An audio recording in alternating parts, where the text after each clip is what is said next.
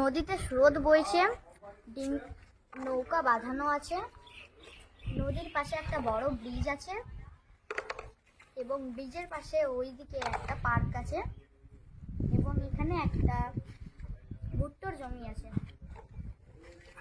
মানব দাস, তুমি কি কি দেখলা এখানে? নদীতে অনেক স্রোত বইছে।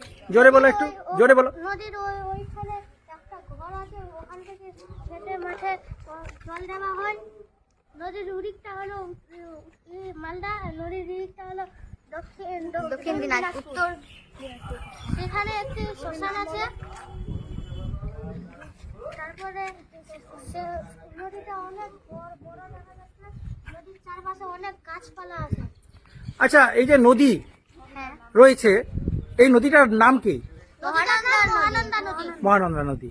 এই নদীটা থাকার ফলে আমাদের কোনো কিছু লাভ হয়েছে কি?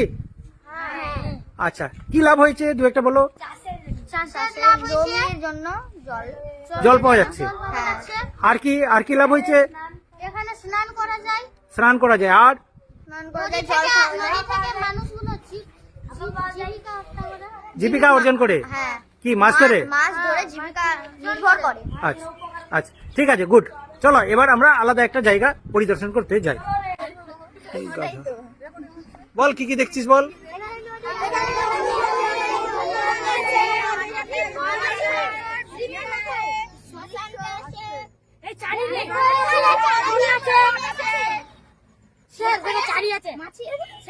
হ্যাঁ।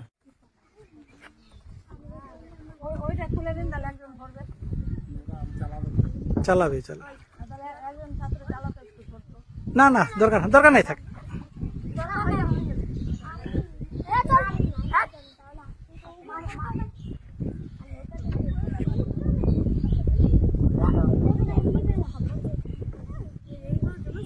এই দেখ, টাটা কর।